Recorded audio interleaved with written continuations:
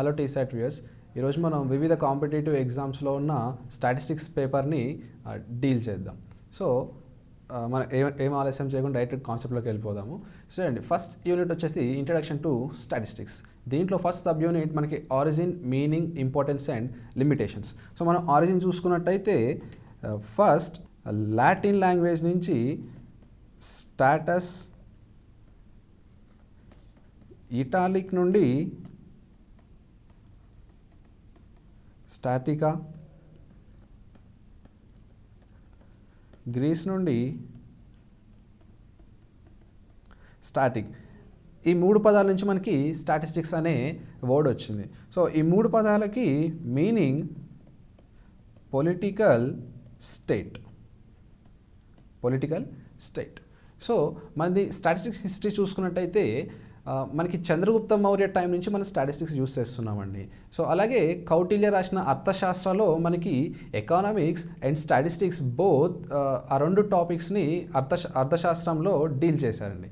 అలాగే అక్బర్ కాలంలో ఉన్న అబూ ఫసల్ అనే వ్యక్తి కూడా స్టాటిస్టిక్స్ని అక్బర్ అడ్మినిస్ట్రేషన్ కాలంలో యూజ్ చేశారు. అలాగే Todarmal agriculture and land revenue officer ఆ టైంలో అక్బర్ కాలంలో ఆయన కూడా అక్బర్ అడ్మినిస్ట్రేషన్లో స్టాటిస్టిక్స్ని యూజ్ చేశాడండి. సో అప్పటి నుంచి వస్తున్న స్టాటిస్టిక్స్కి వివిధ రకమైన స్టాటిస్టిషియన్స్ వివిధ రకాల డెఫినేషన్స్ ఇచ్చారండి. సో అప్పటి నుంచి డెఫినేషన్స్ వస్తున్నాయి, కొంతమంది స్టాటిస్టిక్స్ దాని మీద రీసెర్చ్ చేస్తున్నారు, మళ్ళీ అలాగే కొత్త డెఫినేషన్స్ని ఇస్తున్నారు. సో ఇలా చూసుకుంటూ వెళ్తే మనకి father of the statistics professor RA Fisher. So అలాగే కింద చూడండి, AL Bowley and Croxton and Cowden వీళ్ళిద్దరూ రెండు డెఫినేషన్స్ ఇచ్చారు. So these are important definitions అనమాట. Statistics are numerical statements of facts in any department of enquiry placed in relation to each other. ఇది doctor AL Bowley గారు ఇచ్చిన definition. అలాగే కింద చూసుకుంటే statistics may be defined as the science of collection, presentation, analysis and interpretation of the numerical data. ఈ definition ఇచ్చింది Croxton and Cowden. So ఈ డెఫినేషన్ని most of the statisticians accept చేశారండి. Statistics may be defined as the science of collection, presentation, analysis and interpretation of the numerical data. So this is the widely accepted definition for the statistics. So అలాగే మనకి AL Bowley గారు మనకి 3 definitions ఇచ్చారండి. 3 definitions. So ఇది ఒక definition అయితే, ఇంకొకటి statistics is the science of data. Statistics is the science of data అనే డెఫినేషన్ కూడా ఏఎల్ బౌలీ గారు ఇచ్చారు. సో ఈవెన్ చూసినట్టయితే list of some famous Indian statisticians. So first PC Mahalanobis. So he is the father of the Indian statistics. He is the father of the Indian statistics and he also founded Indian Statistical Institute ISI, which is located Kolkata, which is a very famous statistical institute in India. So అలాగే కింద చూసినట్టయితే RC Bose, PV Sukhatme, SN Roy, CR Rao, JN Srivastava, these are the some famous Indian statistics. ఈ పేరు మీరు గుర్తుంచుకుంటే better. Next, importance of the statistics. So statistics అంటే మనం ప్రతిరోజు డైలీ లైఫ్లో వివిధ రకాలుగా మనం స్టాటిస్టిక్స్ని యూజ్ చేస్తామండి. So these are the some few fields where statistics is extensively used. So statistics and industry, commerce, economics, agriculture, education, planning and in the field of medicine. So ఇండస్ట్రీలో మనం స్టాటిస్టిక్స్ని ఎలా యూజ్ చేస్తాము?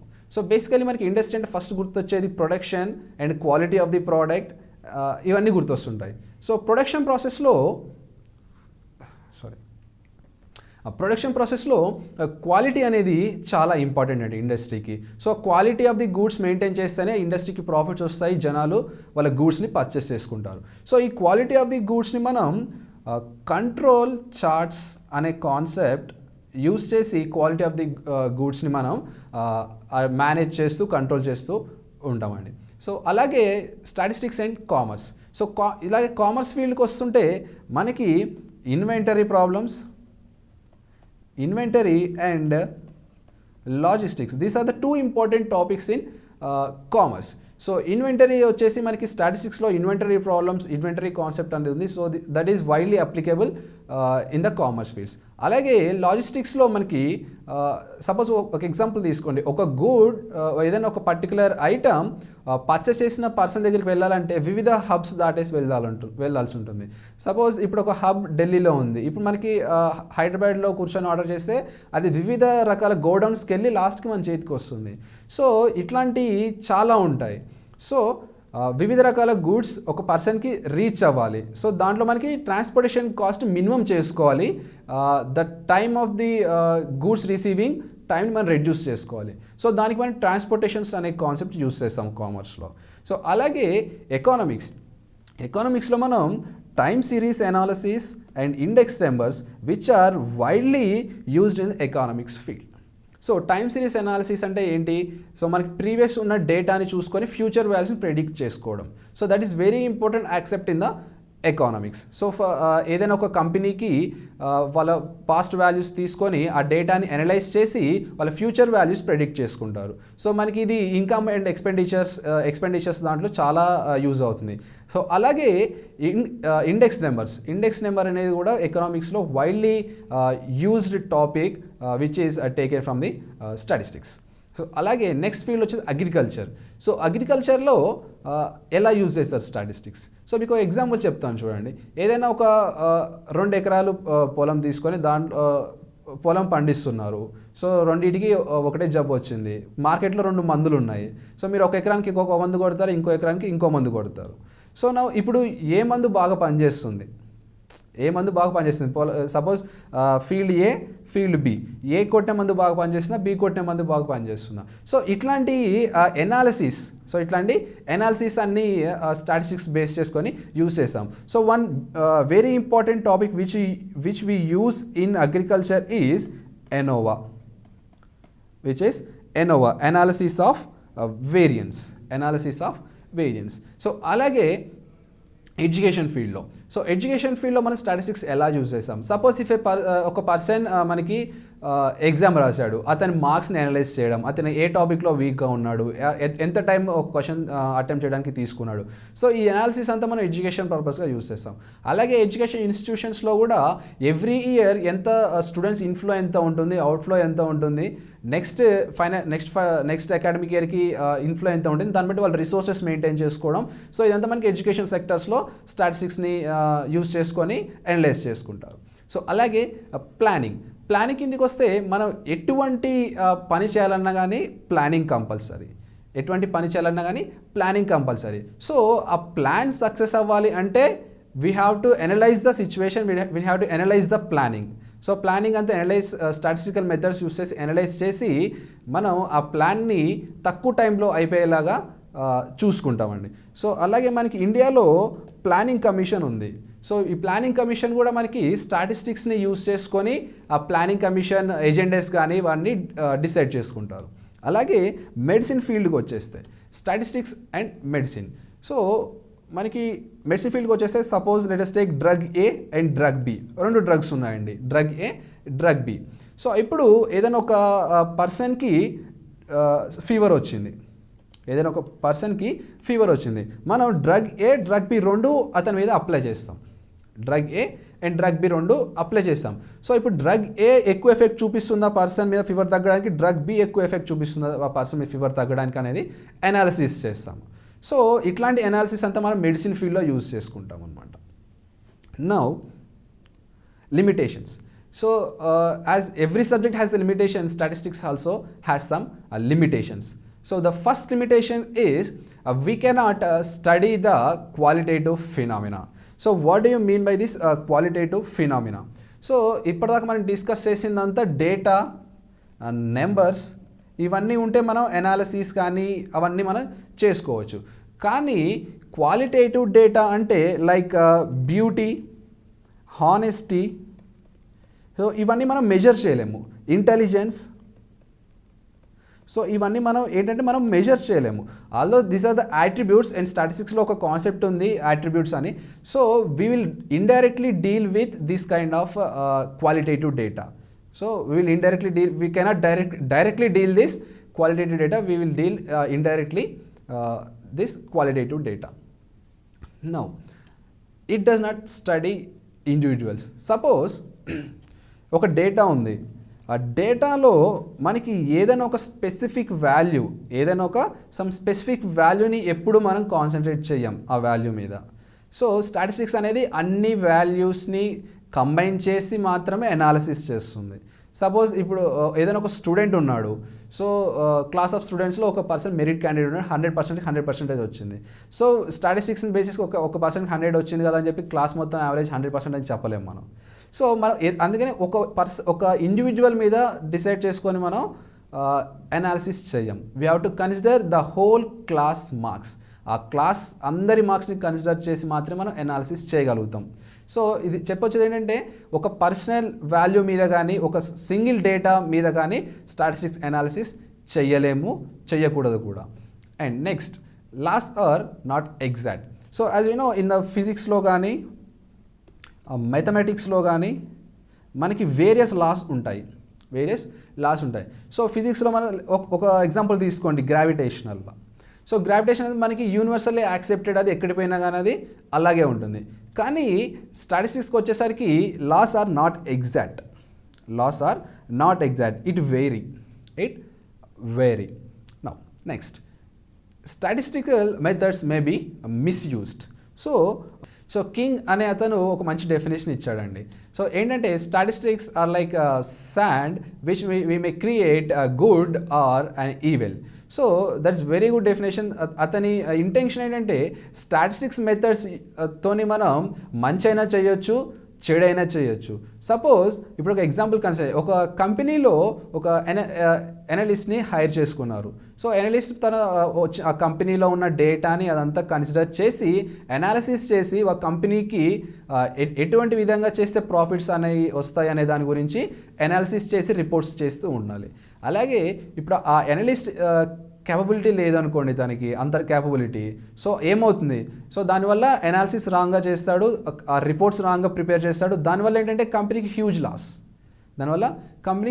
ఉంది. సో ఇటువంటి misuse చేయకుండా మనం correct ప్రొఫెషనల్గా statistics use చేస్తే we can do wonders. So next point, it is only a method to study the problem.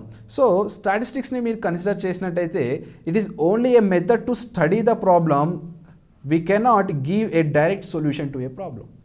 Suppose ఇందాక మనం చూసుకున్నట్టయితే స్టాటిస్టిక్స్ అండ్ ఇండస్ట్రీ టాపిక్స్లో చూసుకున్నట్టయితే కంట్రోల్ చార్ట్స్ అనేది తీసుకుంటామండి. సో ఇందులో మనం ఏం చేస్తాం, క్వాలిటీ అనే ప్రోడక్ట్ క్వాలిటీ అనేది మనం డీల్ చేస్తూ ఉంటాము. సో ఆ ప్రోడక్ట్ క్వాలిటీ మాత్రమే మనం డీల్ చేస్తాం. ఆ ప్రోడక్ట్ ఇన్ కేస్ క్వాలిటీ లేదనుకోండి, దాని తర్వాత ఏం చేయాలి ఏంటని స్టాటిస్టిక్స్ చెప్పదు, అది మన చేతిలో ఉంటుంది. సో అదే నేను చెప్పొచ్చు ఏంటంటే it is only a method to study the problem. ఆ క్వాలిటీ అనేది మాత్రం స్టడీ చేయగలుగుతాం, దాని తర్వాత క్వాలిటీ లేకపోతే ఏం చేయాలి అనే దాని గురించి మాత్రం స్టాటిస్టిక్స్ చెప్పదు, అది మన ఓన్ డిసిషన్స్ మీద డిపెండ్ అయి ఉంటుంది. నెక్స్ట్, సో మన ఇండియన్ స్టాటిస్టికల్ డిపార్ట్మెంట్స్ కిందకి వస్తే ministry of statistics and programme implementation అనేది సపరేట్ మినిస్ట్రీ ఉంది. దాని కింద మనకి 2 వింగ్స్ ఉంటాయండి, statistics wing and programme implementation wing. So statistics వింగ్ని మనం నేషనల్ స్టాటిస్టికల్ ఆఫీస్ అని అంటారు, and programme implementation.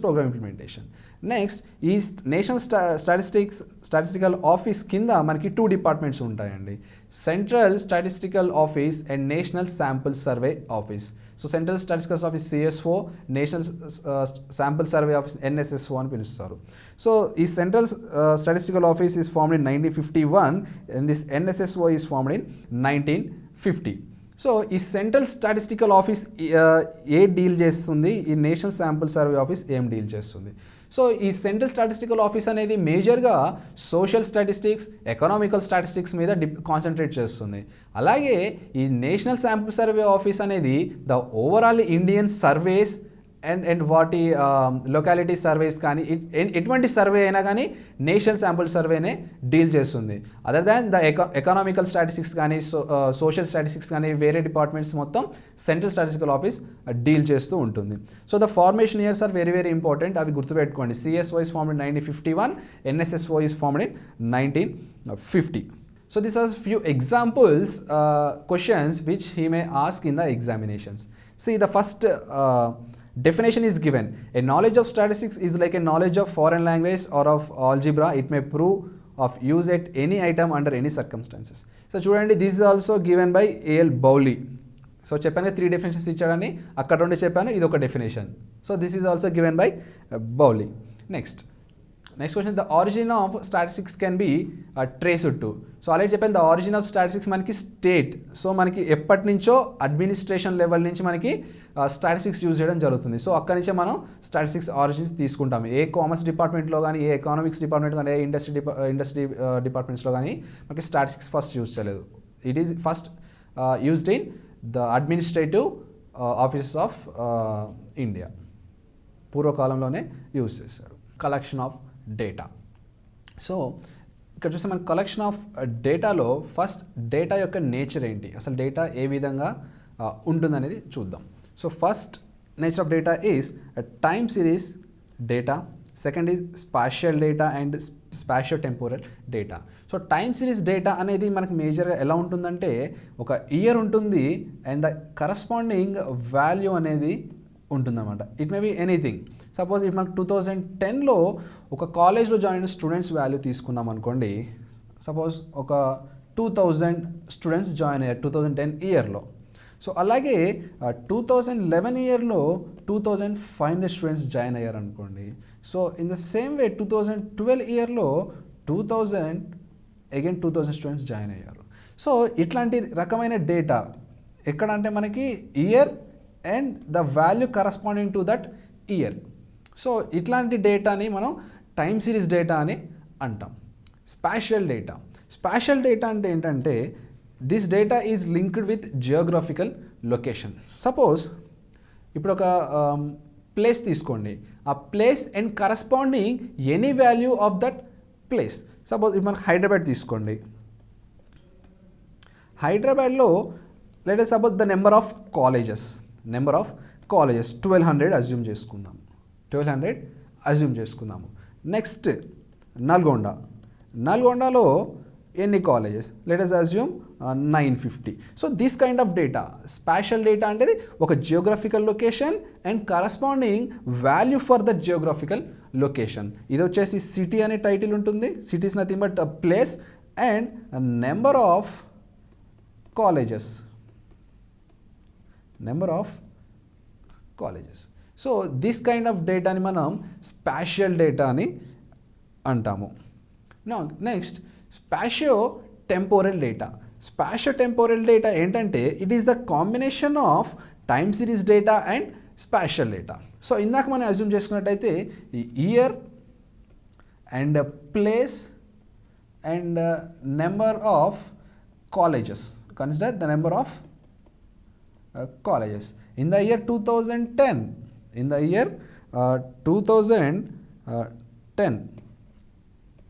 Hyderabad place assume చేసుకోండి. హైదరాబాద్లో 2010లో ఎన్ని కాలేజెస్ ఉన్నాయి, let us assume 11. It is 1100. In the same way 2011లో నల్గొండ తీసుకోండి. నల్గొండలో ఎన్ని కాలేజెస్ ఉన్నాయి ఆ టైంలో,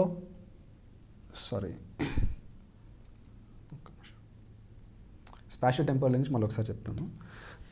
so next kind of data is spatio temporal data. This spatio temporal data is nothing but the combination of time series data and spatial data.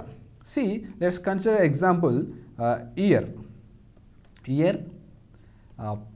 Place and consider number of colleges.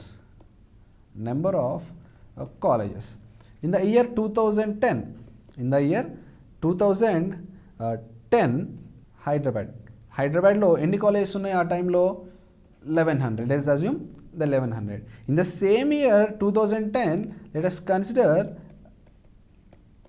Nalgonda city. In the same year 2010, in the Nalgonda city, assume there are 850 number of colleges. Now consider the next year 2011. 2007 in the same way Hyderabad. 2011 Hyderabad, Nalgonda. So ఇప్పుడు ఈ 2011 హైదరాబాద్లో ఉన్న college number let us consider 1200 and consider it as 900. So ఈ డేటాలో మనం దేని link చేస్తున్నాము, year, we are linking it with place and we are linking with some data value. We are linking it with some data value. So this kind of data is nothing but spatio-temporal data, categories of data. So this is the nature of the data, and now we are seeing the categories of data. So okay, first let me make you clear about the data and information.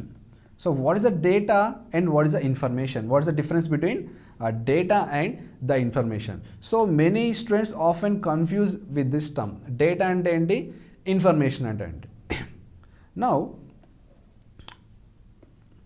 data is nothing but a specific value. Data is nothing but a specific value. Information is nothing but whatever the thing thus this value is representing. Whatever the thing the value is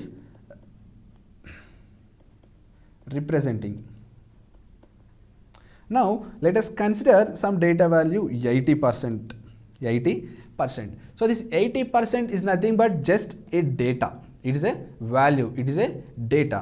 Now if I add a sentence to that 80%, now let us consider, okay, the average class percentage is 80%. Now average class percentage is 80%. Now ఆ statement వచ్చేసి మనకి information అవుతుంది. ఆ statement వచ్చేసి మనకి information అవుతుంది. కానీ 80% అనేది మాత్రం జస్ట్ ఓన్లీ 80% అనేది మాత్రం అది డేటానే. కానీ if you add A sentence to that, the class average is 80%, అది మనకి ఇన్ఫర్మేషన్ అవుతుంది. So is it clear? The data and the information both are different. Data is nothing but a specific value and information is nothing but what is the value is representing. What is that specific value is representing. Okay. Now we'll go with the categories of data. So categories of data lo manaki two categories unnayani, the primary data and the secondary data. So first primary data ante enti? So primary data is nothing but the value which we are directly getting from the informants. The value which we are directly getting from the informants. See, listen, ఇప్పుడు ఒక anchor ఉన్నాడు. So he is interviewing one person. He is interviewing a person. So he will ask a lot of questions. He will ask a lot of questions to the person, and this person will directly answer to the anchor or whoever it is, the interviewer, whoever it is. Now ఇప్పుడు ఈ person చెప్పే data మొత్తం ఈ anchor are interview చేసే వాళ్ళు, interviewer, so వీళ్ళు ఈ డేటాని కలెక్ట్ చేస్తున్నారు. అప్పుడు ఈ పర్సన్ వాళ్ళకి డైరెక్ట్గా ప్రైమరీ డేటా ఇస్తున్నాడు. ప్రైమరీ డేటా ఇప్పుడు ఈ యాంకర్ ఆర్ ఇంటర్వ్యూయర్ పర్సన్ నుంచి డైరెక్ట్గా డేటాను అబ్టైన్ చేస్తున్నారు. డైరెక్ట్గా డేటా కానీ ఇన్ఫర్మేషన్ కానీ తీసుకుంటున్నారు. So that is nothing but that is a primary data. నా ఇప్పుడు వీళ్ళు ఏం చేస్తారు, ఇంటర్వ్యూయర్ కానీ యాంకర్ కానీ, సో వీళ్ళ డేటాని ప్రాసెస్ చేసి ప్రింట్ చేసి మ్యాగజైన్స్లో కానీ న్యూస్ పేపర్స్లో కానీ వీటిలో ప్రింట్ చేస్తారు. వీటిలో ప్రింట్ చేసి again we are reading. Normal persons are reading that magazines or newspapers. So ఇదేమవుతుంది, here we are getting secondary data. Here we are getting the secondary data. A person డైరెక్ట్గా ఇన్ఫర్మేషన్ ఆబ్టైన్ చేసే are data ఆబ్టైన్ చేసే that is a primary data. అదే primary డేటాని analyse చేసి print చేసి వేరే మ్యాగజైన్లో కానీ వేరే న్యూస్ పేపర్లో కానీ ప్రింట్ చేశాక మనం దాన్ని చదివితే that will become the secondary data. Primary data collect చేయడానికి మనకి చాలా వేస్ ఉన్నాయి. First one is direct interview. నేను ఇందాక ఎగ్జాంపుల్ చెప్పినట్టు సపోజ్ ఒక క్రికెటర్ని మనం ఇంటర్వ్యూ చేస్తున్నాము. సో ఆ క్రికెటర్ ఏంటంటే తను చేసిన స్కోర్ కానీ తన హైయెస్ట్ స్కోర్స్ కానీ తన ఆడిన మ్యాచెస్ కానీ తన అగ్రిగేట్ కానీ మొత్తం డైరెక్ట్ ఇంటర్వ్యూకి ఇచ్చేస్తాడు. సో ఆ ఇంటర్వ్యూ ఏంటి, ఏ స్పోర్ట్స్ మ్యాగజైన్లోనో ఏ స్పోర్ట్స్ కాలంలోనో ఆ న్యూస్ మొత్తం ప్రింట్ చేస్తాడు. ఆ ప్రింట్ చేసిన దాన్ని మనం చదువుతున్నాం. So that will become hour secondary data. And direct interview అనేది ఆ ఇంటర్వ్యూయర్కి కానీ ఆ యాంకర్కి కానీ ప్రైమరీ డేటా వస్తుంది. In the same way indirect వేలో ప్రైమరీ డేటా ఆబ్టైన్ చేసుకోవచ్చు. ఎలా, not directly contacting the person face to face, మనం ఫోన్ కాల్స్లో కానీ ఈమెయిల్స్లో కానీ లేకుంటే లెటర్స్లో కానీ we can get the primary data. ఇప్పుడు నేను ఒక ఫోన్ కాల్ చేశాను, ఫోన్ కాల్ చేసి ఒక పర్సన్కి ఓకే నాకు ఇట్లాంటి నాకు ఈ డేటా కావాలి, నేను మీకు క్వశ్చన్స్ చేస్తున్నాను, మీరు ఆన్సర్స్ చేయండి. So that is indirect way of getting the primary data. Indirect way of getting the primary data. In the same వే నేను ఒక లెటర్లో కొన్ని క్వశ్చన్స్ ప్రింట్ చేసి కన్సర్న్ పర్సన్ పంపిస్తాను. సో ఆ కన్సర్న్ పర్సన్ ఏం చేస్తారంటే ఆ లెటర్లో ఉన్న క్వశ్చన్స్ మొత్తానికి ఆన్సర్స్ చేసి మళ్ళీ ఆ లెటర్ని మళ్ళీ నాకు పంపిస్తాడు. So that is also one way of getting the primary data. That is also one way of getting the primary data. In the same వే మన ఈమెయిల్లో నేను కొన్ని క్వశ్చన్స్ ఇంక్లూడ్ చేసి ఆ క్వశ్చన్స్ నేను అతనికి మెయిల్ చేస్తాను. సో తనే కన్సర్న్ పర్సన్ ఏం చేస్తాడు, ఆ కన్సర్న్ పర్సన్ ఆ ఈమెయిల్లో ఉన్న క్వశ్చన్స్ అన్నీ ఫిలప్ చేసి మళ్ళీ నాకు రిటర్న్ మెయిల్ చేస్తాడు. So that is also one type of getting the primary data. Secondary data వచ్చేసి we can obtain the secondary data from various sources. Can obtain this secondary data from the various sources. The first major source is newspapers or magazines, or the second is reports from the government sectors. So like this we have a lot many conversations. So ఇట్లా మనకి చాలా వేస్లో మన secondary డేటాని obtain చేసుకోవచ్చు. News papers are magazines అని nothing but ఇందాక example చెప్పాను. So వాళ్ళు ఇంటర్వ్యూయర్ ఆర్ యాంకర్ వెళ్ళి డేటాను కలెక్ట్ చేసుకుని వచ్చి దాన్ని న్యూస్ పేపర్లో మ్యాగజైన్స్లో వేస్తారు, దాన్ని మన సెకండరీ డేటా అయిపోతుంది. So in the same way reports ఎలా సెకండరీ డేటా అవుతుంది. సపోజ్ సెన్సెస్ చూడండి, సెన్సెస్లో ఈచ్ అండ్ ఎవ్రీ పర్సన్ వచ్చి ప్రతి ఒక్క ఇంటికి వెళ్ళి వాళ్ళ డేటాను కలెక్ట్ చేస్తాడు. ఆ డేటాను కలెక్ట్ చేసుకున్నాక ఆ సెన్సెస్ డిపార్ట్మెంట్ ఏదైతే ఉందో వాళ్ళు దాన్ని అనలైజ్ చేసి రిపోర్ట్స్ని వెబ్సైట్స్లో పెడతారు రిపోర్ట్స్ని. సో ఆ రిపోర్ట్స్ని మనం డౌన్లోడ్ చేసుకొని మళ్ళీ మనం వెబ్సైట్లో కానీ చూసినట్టయితే అది మనకి సెకండరీ డేటా అవుతుంది. బికాస్ మనం డైరెక్ట్గా వెళ్ళి ఆ పర్సన్ దగ్గర ఇన్ఫర్మేషన్ తీసుకోవట్లేదు, ఆల్రెడీ సెన్సెస్ వాళ్ళు కలెక్ట్ చేసిన ఇన్ఫర్మేషన్ వాళ్ళు దాన్ని అనలైజ్ చేసి దాని రిపోర్ట్స్ మన వెబ్సైట్లో పెడితే అలా చూస్తున్నాం. So that is nothing but the secondary data. ఇంకోటి కన్వర్జేషన్స్. సో కన్వర్జేషన్స్ అంటే ఏంటంటే ఇప్పుడు సపోజ్ ఒక పర్సన్ ఉన్నాడు, ఒక పర్సన్ దగ్గర కొంత ఇన్ఫర్మేషన్ ఉంది, కొంత డేటా ఉంది. సో దాన్ని ఇప్పుడు నేను ఆ పర్సన్తో మాట్లాడి ఆ డేటాను మళ్ళీ నేను తెలుసుకుంటాను. అదేమవుతుంది, ఒక పర్సన్ నుంచి కాకుండా నేను వేరే అతని దగ్గర నుంచి నేను డేటాని తీసుకుంటున్నాను. సో అప్పుడు ఏమవుతుంది, కన్వర్జేషన్స్ వల్ల నాకు సెకండరీ డేటా వస్తుంది. డైరెక్ట్గా కన్సర్న్ పర్సన్ మీట్ అవ్వట్లేదు, డైరెక్ట్గా నేను కన్సర్న్ పర్సన్ మీట్ అవ్వట్లేదు, ఆ కన్సర్న్ పర్సన్ గురించి తెలిసిన ఒక అతనే నేను మీట్ అయ్యి డేటా తెచ్చుకుంటున్నాను. So this also one type of secondary data. మనకి ఇక చూసినట్టయితే schedule and questionnaire. So this is very two important ways of getting the primary data. Schedule and questionnaire is very important type or ways are getting the primary data. Schedule ante enti, questionnaire ante enti, how they will process, asalu what procedure enti. First questionnaire చూసుకున్నట్టయితే మనకి questionnaire లో there will be a list of questions. There will be a list of questions. ఈ క్వశ్చన్స్ని మనం either we make a post or we make a mail to the concerned person. There will be a list of questions and in that list of questions we either post or mail the concerned person. ఆ concern person ఏం చేస్తాడు, ఆ పోస్ట్ని receive చేసుకున్నాక ఆ post ఆ letter or what are the పేపర్లో ఉన్న క్వశ్చన్స్ అన్ని చదివి వాటికి ఆన్సర్ చేసి మళ్ళీ రిటర్న్ పోస్ట్ చేస్తాడు. So that is one type of getting the primary data. So that comes under a questionnaire. Now mail lo kuda some list of questions he will put. A list of questions ni malli answer chesi malli maniki mail ni return chestar. That is also one type of getting the primary data. Now schedule lo manaki enumerators ane vallu untarandi.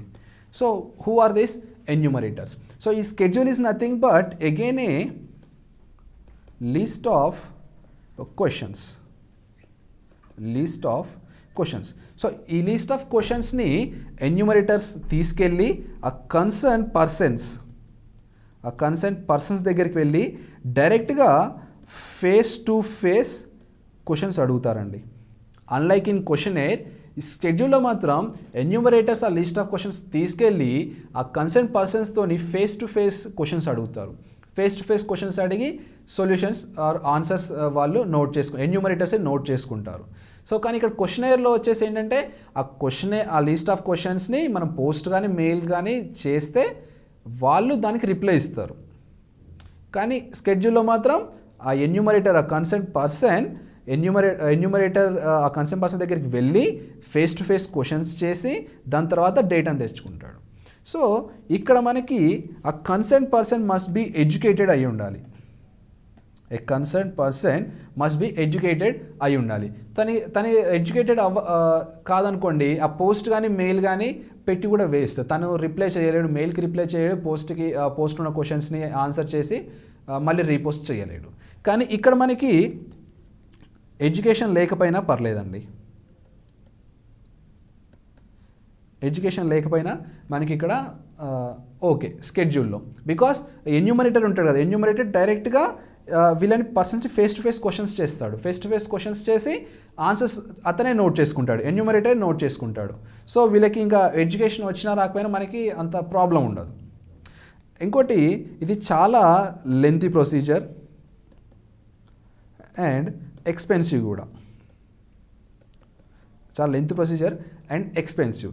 So ఇక్కడ మనకి ఏంటంటే very less expensive. ఎందుకు ఇక్కడ less expensive? Post are మెయిల్కి మనకు అసలు ఎక్కువ expensive ఉండదు. మెయిల్ అయితే ఫ్రీగా పంపించవచ్చు, పోస్ట్ అయితే which is very low cost. కానీ ఇక్కడ మనకి ఎన్యూమరేటర్స్, ఇక్కడ స్పెసిఫిక్గా ఎన్యూమరేటర్ ఆ స్కెడ్యూల్ని పట్టుకొని అక్కడ కన్సర్న్ పర్సన్ దగ్గరికి వెళ్ళాలి, which will charge a lot. ఆ లొకాలిటీ ఎక్కడ ఉంటుందో తెలియదు, ఆ లొకాలిటీ దగ్గరికి వెళ్ళాలి.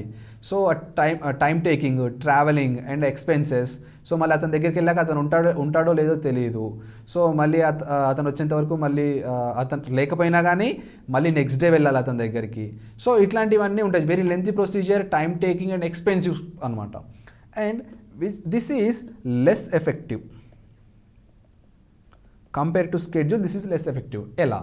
సో మనకి షెడ్యూల్లో డైరెక్ట్గా మనం ఆ పర్సన్ని ఫేస్ టు ఫేస్ చూస్తున్నాం కాబట్టి మనకి డేటా అనేది more reliable data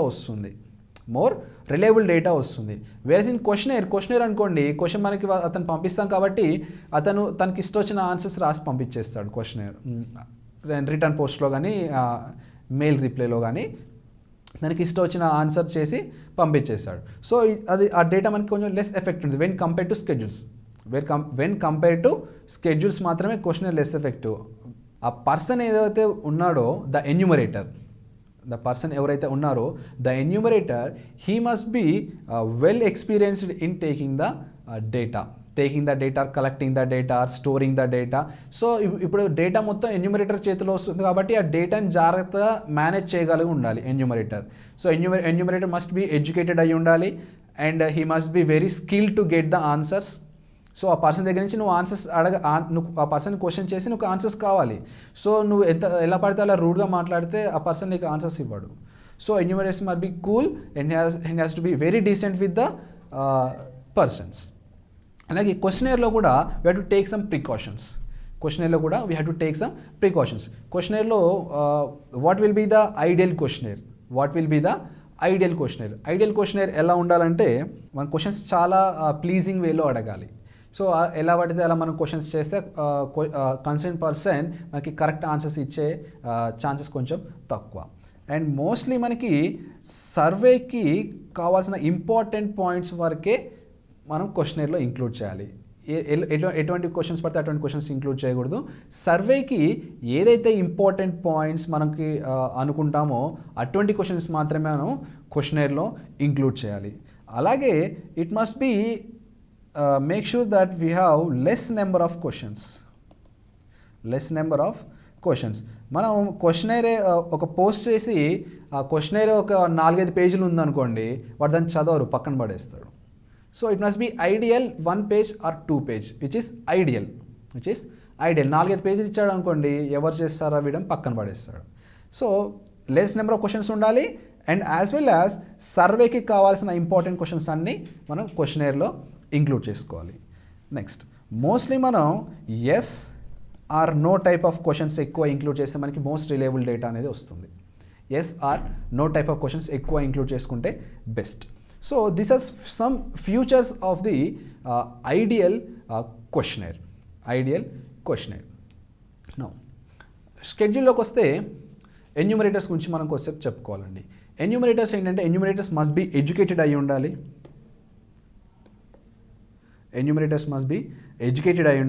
and they must be skilled అయి ఉండాలి. సో ఇతను ఎడ్యుకేటెడ్గా లేకపోతే కలెక్ట్ చేసిన డేటాని మొత్తం ఖరాబ్ చేస్తాడు. So which is useless in conducting the schedules. So enumerator must be educated అయి ఉండాలి and he must be very skilled in the sense అతను ఆ కన్సెంట్ ప్రాసెస్ దగ్గర నుంచి డేటా ఎలా రాబట్టుకోవాలనే స్కిల్ ఉండాలి. ఎలా పడితే అలా క్వశ్చన్స్ చేసి రూడ్గా బిహేవ్ చేస్తే వాళ్ళ ఆన్సర్స్ ఇవ్వరు. So he must be very pleasing and he must be very skilled to get the answers. So this is about the schedule and the questionnaire, so which are very important in collecting the primary data. Census is nothing but the collection of the various data. So మనకి first senses అనగానే గుర్తొచ్చేది ఏంటంటే జనాభా లెక్కలు. So మనకి సెన్సెస్లో జనాభా లెక్కలు ఒకటనే కాదు, మనకి చాలా రకమైన డేటాని మనం ఎన్యూమరేటర్స్ కలెక్ట్ చేస్తారు మన దగ్గరికి వచ్చి. మన నేమ్ కానివ్వండి, ఇంట్లో ఎంతమంది ఉంటున్నారు, వాళ్ళ డేట్ ఆఫ్ బర్త్స్ ఏంటి, సో ఇలాంటి రకమైన డేటా మొత్తం సెన్సెస్ వాళ్ళు కలెక్ట్ చేసుకుంటారు. సో ఎంత కలెక్ట్ చేసుకొని వాళ్ళ రిపోర్ట్స్ని వాళ్ళ వెబ్సైట్స్లో గవర్నమెంట్ వెబ్సైట్స్లో పెడుతుంటారు. So the first census was taken in 1871 to 72. So ఆ ఇయర్లో మనకి ఫస్ట్ సెన్సస్ అయింది ఇండియాలో. And the latest was taken in 2011. So that is the 15th census. So 2011లో అయింది. That is the 15th census of ఇండియా. సో ఇప్పుడు మనకు ఎగ్జాంపుల్ తీసుకున్నట్టయితే I have a locality. So ఈ లొకాలిటీలో యావరేజ్ ఇన్కమ్ నేను ఫైండ్ అవుట్ చేద్దాం అనుకుంటున్నాను. Average income of the some locality ఏ. ఈ లొకాలిటీ ఏలో ఉన్న పాపులేషన్ అందరిది యావరేజ్ ఇన్కమ్ నేను ఫైండ్ అవుట్ చేద్దాం అనుకుంటున్నాను. So what is my immediate duty? So first నేను ఏం చేస్తా, కొన్ని క్వశ్చన్స్ ప్రిపేర్ చేసుకుంటాను. సో ఈ క్వశ్చన్స్లో ఏముంటుంది, what is your income, that is the only question. నాకు ఇంకా యావరేజ్ ఇన్కమ్ కనుక్కోవడానికి నాకు వేరే క్వశ్చన్స్ ఏం అవసరం లేదు. So that is the original procedure what we have to do to calculate the average income of a person in that locality. Total income calculate చేసుకోవాలి. Total income calculate చేసుకున్నాక total number of persons in that locality చేసుకున్న మనకి average income అనేది వస్తుంది. అలా కాకుండా ఇప్పుడు నాకు ఒక మొత్తం లొకాలిటీ ఉంది, లొకాలిటీ మొత్తం నేను తిరగలేను అనుకొని జస్ట్ కొన్ని హౌసెస్ మాత్రమే నాకు దగ్గరలో ఉన్న houses, house A, house B, house C, house D, so ఇవి నాకు దగ్గరలో ఉన్నాయి. సో ఈ హౌసెస్ వరకే వెళ్ళి నేను డేటా కలెక్ట్ చేసుకొని వచ్చి టోటల్ వీళ్ళ హౌసెస్లో ఉన్న టోటల్ ఇన్కమ్ కనుక్కుంటాను. సో ఈ హౌసెస్లో టోటల్ ఇన్కమ్ కనుక్కొని సో వీళ్ళ యావరేజ్ ఇన్కమ్ కనుక్కుంటాను. మళ్ళీ 4 total number of houses are 4. So ఇది కనుక్కొని ఇప్పుడు నాకు ఒక యావరేజ్ ఇన్కమ్ వస్తుంది. సో ఈ యావరేజ్ ఇన్కమ్ ఈ లొకాలిటీకి మొత్తం అప్లికేబుల్ అవుతుందా? అవ్వదు. యావరేజ్ ఇన్కమ్ ఈ లొకాలిటీ మొత్తం అప్లై అవుతుందా? అవ్వదు. సో నేను ఏం చేశాను, ఓన్లీ 4 డేటా వాల్యూస్ తీసుకున్నాను. కానీ లొకాలిటీలో ఎంతోమంది ఉన్నారు, కానీ నేను ఓన్లీ 4 ఫ్యామిలీస్ కన్సిడర్ చేశాను. So census will not work like this. Census ఇలా వర్క్ అవ్వదు.